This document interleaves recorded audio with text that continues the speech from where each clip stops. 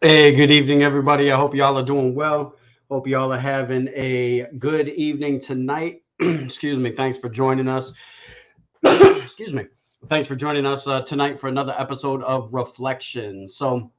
Not going to be a long night tonight. Not going to be a long episode. I know I haven't been on in a little bit. Unfortunately, that's been partly because of got some health issues going on, trying to get that stuff straight. Had a lot going on in my schedule as well.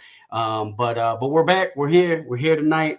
I don't know if y'all can see the shirt. I know you'd be like, oh, it's a 40 and a 9 millimeter. Yep, 49 nerves. I'm still repping my team. Had a good friend of mine get me this shirt, and I love it. I think it's pretty creative, honestly. Um, but again, appreciate y'all tuning in out there. Got a quick little episode tonight. Want to thank y'all for joining, whether you're joining from Facebook, Twitch, YouTube, Instagram, wherever you're at. Appreciate it. Got a couple hiccups with the software. Unfortunately, I don't know why it's not picking up the green screen like it's supposed to. So I apologize for that. But again, I'm glad you're here with us. A lot going on, a lot of things happening, and been kind of deep in thought in a lot of things. I know everybody's got stuff going on in their lives, and it seems like as of late. People are being challenged to look more at themselves in general. I don't know about anybody else, but I know I am, and it's definitely been a challenge for me. And hopefully tonight's episode will speak to somebody. I know as I was preparing for it, it definitely spoke to me. But like I've always said, when it comes to reflections, when it comes to the podcast, I don't do a 15-minute format, 30-minute format, hour format. Like, listen, we cover the topic and then we chuck deuces. It's a wrap after that. I don't try to prolong anything. I don't try to stretch anything. I'm not trying to convince, coerce. I'm just sharing my heart. I'm sharing things that I think are pertinent. And, hopefully it speaks to somebody and somebody catches on. But again, I apologize for the lack of presence, I guess I could say. Now, I definitely want to say huge shout out to the Women National Football League that's getting ready to hit game one. Game day one for the season is April 1st, and of course, you guys know we here at Reflections are repping the Florida Avengers down there in Jacksonville. So wishing them all the luck they got coming up. So if you haven't already, check out their Facebook page, their Instagram page. There's a new platform that you can catch the games if you don't live in the area or can't make the away games. But they are getting ready to start their season April 1st. So big shout out to them. But tonight, I want to take just a minute and I want to talk about a lesson from a flea. Right. If y'all saw the title, A Lesson from a Flea. And I'm sure most of us are familiar with fleas. And when we hear about a flea, we don't really think anything positive, right? They're on our animals, they're in the house, they're biting, they're itching, all these kinds of things. They seem real problematic, right? But there's actually some solid lessons that we can learn from a flea. And so, trying to get to that place to where we can understand that. So that's kind of what we're going to talk about tonight. If you're in here again, thanks for joining. Appreciate your time. Like, share, invite somebody in, drop a note, let us know you can hear and see everything okay, or just say hello and let us know you're here. I like to interact as much as I can with everyone. But again, appreciate you guys tuning in. And we'll go ahead and get started. So a lesson from a flea, right? So we got this little bug, this little most of the time it's an irritant, right? Like when we think about a flea, like I said, we don't think anything positive. We really think about this nuisance, this frustration, this thing we've got to get rid of, we got to kill, we've got to just remove from our lives. And I'm not disagreeing with that, but again, there is a lesson that we can learn. I don't know if you're familiar with a flea, but a flea can essentially jump 17 times its own height, right? Something to that effect. It's for its size, it's exponential. like as a person, well, first of all, I'm too fat to do any kind of jumping. So if I get more than three inches off the ground, then that's saying something. But could you imagine a person jumping 17 times their own height, 15 times their own height, 10 times their own, 3 times their own height? Like that can be insane. You're talking like somebody that's 6 foot, right? That's 18 feet into the air. And but a flea has that ability. A flea has that ability to jump at an exponential rate, so to speak, to its own body mass, and that's pretty impressive. But if you take a flea and you take that flea and you put the flea inside a jar, put a lid on the jar, the flea will instinctively start to jump. The flea will begin to jump, trying to get out of the jar, right? And every time it jumps, it's going to hit the lid. Every time it jumps, it's going to hit the lid, hit the lid, hit the lid. But it's going to keep jumping. It's going to keep jumping. It's going to keep trying to make that effort. And again, it continues to hit the lid, continues to hit the lid, continues to hit the lid. And if you leave that flea in there for, a few days, a week, at that point, you end up, the flea adjusts, right? The flea begins to adjust to its environment. And the flea will no longer jump to its full potential, but it will jump just enough so it doesn't hit the lid, right? And if you leave the flea in there for a few more days, another week, and the flea is still jumping, just missing the lid. It adjusted to its environment, just missing the lid, just missing the lid. And you leave it in there for approximately another week. So now the flea's been in the jar for about 2 weeks. The first week it was jumping to its full potential. And then after that first week, it made the adjustment. And the second week, it maintained that adjustment. Now let's take the lid off the jar. And this study's actually been done. And if you take the lid off the jar, the flea will still only jump to where the lid was. It won't jump out of the jar. It won't jump to its full potential. Why? Because it's adjusted to its environment. It's adjusted to its circumstance. It's adjusted to its situation. And so it maintains a limitation that it set on itself based on the environment that it was in.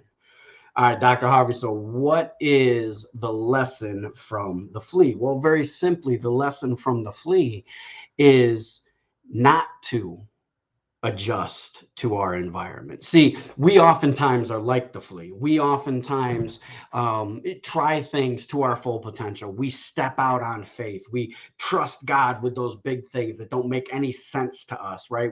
When God speaks to us, we do these things that are, and those of you that don't know me, I'm very, very grounded in my faith. It's very important to me, and so I do reference a lot of scripture, a lot of the Bible, and I not hating on anyone else's belief or thought process, but that's just me. So just, I want to make sure that those of you that are new, that you understand that, when listening to me. But we come to a place in our lives where we're the flea, right? Every time we jump, we're jumping to our full potential. Every time we feel led to do something, we're doing it with full energy, with our full potential. We're putting our all into it, right? But then we end up in a circumstance or a situation where the people around us are like, well, I don't know about that. Well, no, maybe you shouldn't do that. You should do this first. Maybe you should do that first. I remember when I was getting ready to, right out of high school, getting ready to go to Bible college. And people were like, well, you might want to go to school for something else first because you can't make money in ministry. Well, the first thing, if you're going into ministry to make money, you need to check yourself for real, because that's not the purpose of ministry. It's not. If your goal to go into ministry is so you can have this huge congregation, this big paycheck, this big church, all this other thing, but the only thing you're ever affecting is inside your congregation, then you're not really affecting anything, to be perfectly honest. It's got to progress and go outside. So first of all, that was never my goal in ministry, but I had those people, and it was practical. It wasn't like it was bad financial advice. Like, it was good financial advice, right? They're trying to look out for my financial well-being in the future, and I get that. I understand that. But I had to be like the flea. I had to jump, right? I had to put everything into it, just jump, jump, jump, all this type of thing. So, but we oftentimes, because of life, right, it's not really anybody's fault, but just life starts to get to us. People are speaking to us, whether it's good advice or whether it's just negativity. It begins to seep in. Sometimes we begin to start thinking about it. Man, you know what, maybe I should take a step back. Maybe I should slow down. Maybe I should wait for that. Maybe I need to put it on the back burner. They're right, I'm too old to go back to school. Listen, I'm in trying to finish my second doctorate at this point. I've got, this year I'm trying to push through and trying to make it happen. I'm 42 years old, man. It's like, really, I'm going back to school? But it's a positive thing, right? But I can allow myself to get stuck. Right, we can become the flea. So now we're jumping to our full potential, jumping to our full potential. Every time we feel led and called to do something, we're making all these moves to make these things happen. And then all of a sudden we end up in the jar of life. We end up stuck in the jar of life. And circumstances, situations, jobs, you get stuck in a rut sometimes, with your job, and your career doesn't seem to be really advancing. Your employer, I love them, oh, we're a big family. Are we really? At the end of the day, like, and some places are, don't get me wrong, but other places they reward your hard work with somebody else's work and a pizza party. But it's a routine that we get stuck in, right? It's not even, we can't even, honestly, if we're really going to be honest with ourselves, we can't put all that blame on our employer, on our friend group, on our associates that we encounter, on the opportunities that we choose to turn down, because those are decisions that we're making a decision to stay there in the jar, right? And so these circumstances in life become the jar and become the lid. And so now we are in a safe space, what we think is a safe space. It's comfortable. Well, no, Dr. Harvey, it's not comfortable. I'm miserable. I don't enjoy it. It's a toxic situation, but it's a situation. And oftentimes, whether we like to admit it or not, we're more comfortable with the circumstances and the situations that we know, the demons that we know, than the opportunities that we don't. Because at least I know what I'm going to get out of this circumstance. At least I know what I'm going to have to deal with on this job. At least I know what I'm going to have to deal with around this people group, around this community. At least I, and so we get ourselves in a circumstance, in a situation, to where we begin to accept our environment. We begin to place these limitations on ourselves. I'm always going to be in this dead end job. I'm always going to be stuck in this community is never going to change. And honestly, the community I currently live in, sometimes it's hard not to think that. It's hard not to think that this environment, this area isn't going to change, whether it be financially, socially, the way that we accept people. I sit back and have to deal with, and I address it as, Christian nationalism, which isn't scriptural, isn't biblical. And we've created this environment that has become toxic, not just to those that are outside the church, but even to those inside the church. But we, again, place our own limitations on what it is that we're going through and what it is that we're doing. We pass up opportunities because we've told ourselves, I'm too old. I don't have enough education. I don't have the time. I'm living paycheck to paycheck. I don't have the resources. I'm not going to have the support group and my friends. Listen, at the end of the day, the flea is jumping on its own. Its friends aren't jumping for it. Its friends aren't cheering it on.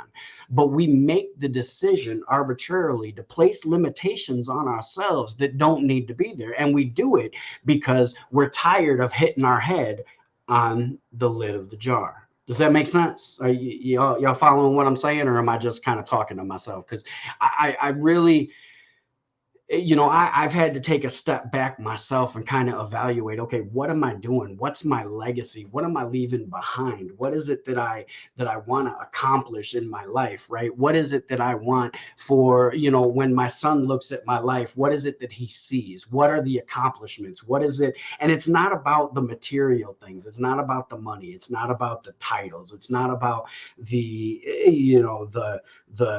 beating my chest because I accomplished X, Y, Z. But what it's about is, did I do what I wanted to do? Did I live my life to the fullest? Did I go after those things that I wanted to accomplish? You know what? I might not succeed at all the things that I attempt. That's reality. That's okay, because I'm going to learn from it. I'm going to build from it. I'm going to grow from it. And do I just go in one direction and not have like a backup plan or another avenue approach, a detour in my life? No, you know what I do? I have alternate routes, just like if I was on the highway and now all of a sudden I have to take a detour. Okay, well, I got to take a detour. It might take me longer. It might not be as comfortable, might lose cell service for a little while. It might be kind of on my own. But as long as I follow those detour signs, I'm going to arrive to the destination. See, we have to understand that when we place limitations on ourselves, we're placing limitations on the calling that God's given to us. And that's not Him placing limitations on it. That's not, that's not God. That's not the enemy. That's not circumstances placing limitations on what it is that your destiny is, what it is that your purpose is. But it's your own mentality, it's your own fear, it's your own anxiety, your own hesitation, your own thought process that has begun to weigh you down. And sometimes we have to realize that when we're going after something, that we may not always see everything come into fruition, especially when you start talking about changing a community or making a difference in somebody else's life. Scripture talks about some plant, some water, some reap, right? You may not do all three. You might not be there for the whole process. And there's nothing wrong with that at all. That's okay. You can't put all of that on you. And it's unfortunate sometimes, because we do want to just inherently, we want to be successful. We want to do a good job. We want to make an impact. We want to make a difference, like all these different things that we really want to make happen.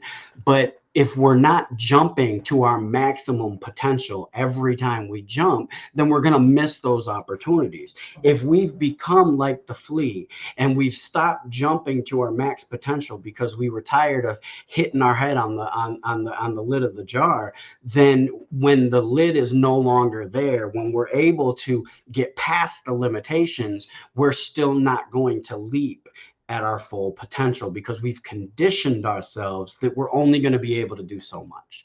We're only going to be able to go so far. We're only going to be able to make so much money. We're only going to be able to get into this venue or that venue, or I'm only going to get so much support. I remember telling somebody just the other night, they're a content creator, and they were saying some of their platforms are struggling a little bit, or whatever the case may be. And, I said to them, one of the things that I've learned is just keep making your content. If that's what you feel you're supposed to be doing, if that's what you feel your purpose is, then just continue to make your content. The right people are going to see it. The right people are going to come across it. Well, my friends and family, they won't even tune in. They won't even check it out. They won't like the post. They won't share the post. I get it. It's frustrating. You really want to think that the people that keep telling you they're in your corner are in your corner. And sometimes they're not. And that's okay.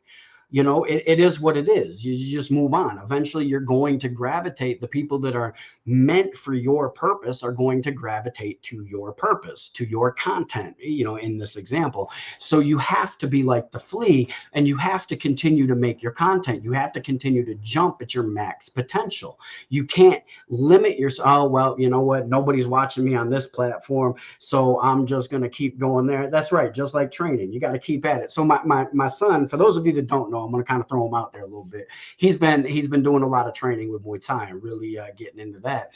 And he's come a long way. But there's a lot of things that he didn't get right away. Just like any of us, when we learn a new task or we're going to the gym and a new workout or whatever the case may be, you don't get it right away, but you got to keep putting in the work, because eventually it's going to click. Eventually you're going to see the result. But you have to continue to jump at that max potential. I can't go to the gym and just put in 50% effort and expect that I'm going to get the results that I originally set as a goal. I got to put 100% in every single time. But if I get frustrated because I'm not hitting the PR that I want to hit, or I'm getting burnt out and hitting muscle failure too quick, I'm not going to be able to come to a place where I'm going to hit those goals. goes because I'm not putting in my maximum effort. And same thing here with content creation, right? Back to that example. You've got to put in the effort. Reflections, when I first started, doing the podcast, I had a couple family members that tuned in, one or two friends once in a while. And for the first few weeks that I would do the podcast, in the first couple months, it was real minimal type response. And then all of a sudden it kind of um, almost exploded, right? I kept putting everything I had into it. I kept putting all the passion into it, the heart I could put into it, and reaching 20 some different countries as far as having listeners and followers. And then the Facebook page for the podcast got hacked, and it was like I had to start over from scratch. That was depressing, right? That kind of hit me in the gut.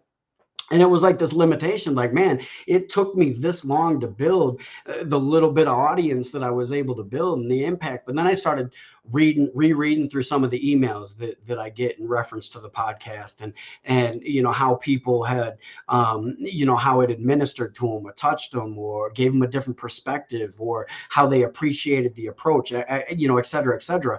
And so that in itself let me know that, okay, what I'm doing, there's purpose behind what I'm doing. I'm not just making this up in my head, oh, this is what I want to do. No, this is part of who I am and what it is I want to do, in a way that I'm able to reach and speak people and bring different topics to light that people don't want to talk about, the elephant in the room that people try to avoid. And it's been an awesome journey, but it's been a painful journey, because more than one occasion I keep hitting my head on that jar, right? Or the lid of the jar. But eventually that lid's going to come off the jar. Eventually the lid is going to come off the jar. And if I'm not jumping to my full potential, I'm still going to be stuck. You have to recognize when it's time to get out of your jar. Hello, somebody.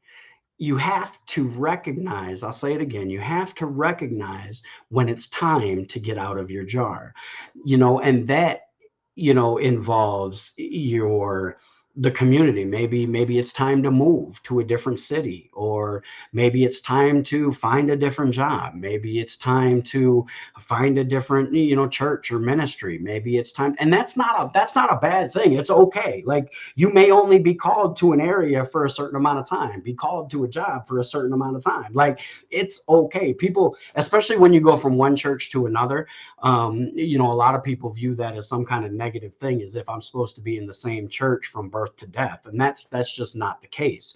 I may come to a place where I've outgrown that particular ministry, or I've been prepared enough by that ministry that it's time for me to go assist another ministry, or maybe even birth a ministry, depending on what you're called to. At the end of the day, your calling is yours alone. It wasn't a conference call. And so, just like the flea jumping in the jar, nobody else is jumping for that flea. Nobody's grabbing them, be like, get on my back, I'm going to take you out.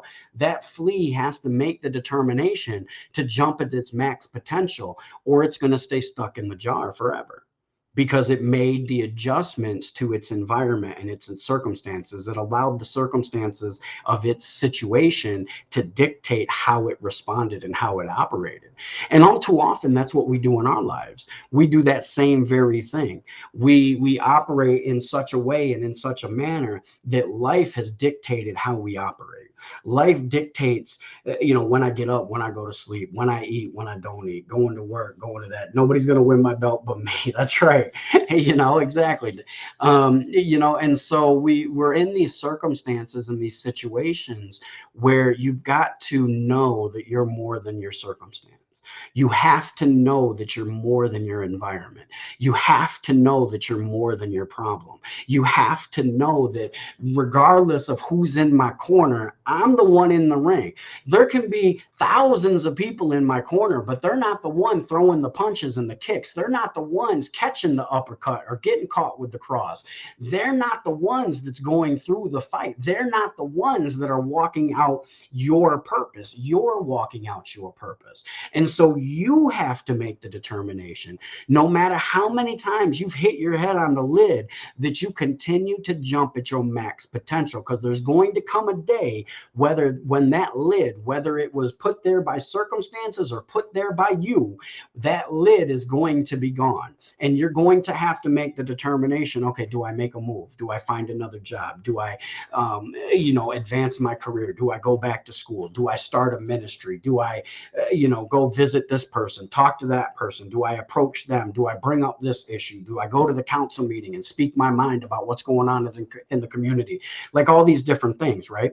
You have to make the determination that you're going to be the one to jump. So the lesson from the flea ultimately is not to be the flea, right? Don't allow situations and circumstances to dictate your response, to dictate how you move. Move to your maximum potential every time you move.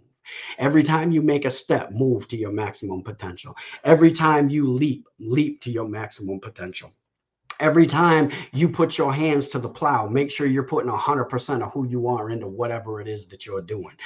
Do what is going to ultimately satisfy your soul, right? Like walk out your purpose. Until you're truly walking out your purpose with 100% of who you are, you're not truly going to be satisfied. It's going to be very difficult to even be content, honestly. Now, am I at my destination? Like, have I fulfilled my purpose? No, not yet. But I'm content because I'm making progression to the max level that I'm able to make progression. I'm putting 100% of myself into it. And you know what? The last few weeks, the last few months, that necessarily hasn't been the case every single time. And I've had to acknowledge that. I've had to admit that to myself. That's not easy. It's not easy when you have to have that self-reflection and really address certain things within yourself and say, you know what? I'm the problem. I'm the situation. It's time for me to leave, but I'm hanging on. It's time for me to go, but I'm comfortable with this job because I know what I'm getting myself into. I don't know if I'll be successful if I go to the next city or the next country or the next the next employer or the next opportunity. And you're right, you might not. You don't know, but put 100% of yourself into it. And you'll be able to change your circumstance. You'll be able to change your surrounding, because oftentimes the limitations keeping you in the jar are created by yourself. Like it's a very real lid, but you operate as if that lid's always going to be there. And when the lid's removed, you miss the opportunity. So I want to encourage you, regardless of what it is that you're going through, regardless of what it is that you're struggling with, regardless of what has become your jar or that lid that seemingly is stopping you from jumping to your full potential, it's not always going to be there. So every single time you jump to your max potential, and you'll be able to jump out of the jar. There'll come a time when you can jump out of the jar and you can truly make a difference. Listen, I appreciate you guys tuning in. Like I said, it wasn't going to be long tonight. I just wanted to share that. I really believe it's important. And it's a quick little lesson, and all of us sometimes got to take a look at our circumstance and situation and acknowledge the jar that we're in. And we have to go to a place sometimes where we have to acknowledge that, you know what, hey, it hurts sometimes, right? You were not successful all the time, right? That flea jumping, kept hitting the lid. He wasn't being successful right away. And sometimes it's going to take some repetition, and it's going to take you continuing to push through in order to make it. But we can learn that lesson and not be like the flea, and we can jump to our max potential every single time we leap. So, hey, thank you guys so much for tuning in. Really, really appreciate it. Apologize that I haven't really been on. Again, like I said, dealing with some stuff with my health or whatever, but we're really going to try to get more consistent and be weekly. Not sure if we're going to go back to Wednesday nights or Thursday nights, but I really want to make sure that we are consistent at least once a week, coming in saying, hey, sharing with you guys, letting you guys know what's up. But again, thank you all for tuning in so very much. Invite people to like the page, go follow and subscribe, YouTube, Twitch, and Facebook. Really appreciate all the love and support. You guys couldn't do it without you. But again, thank y'all for tuning in. Until next time, y'all pray for me, I'll pray for you, and we'll catch you next time on Reflection.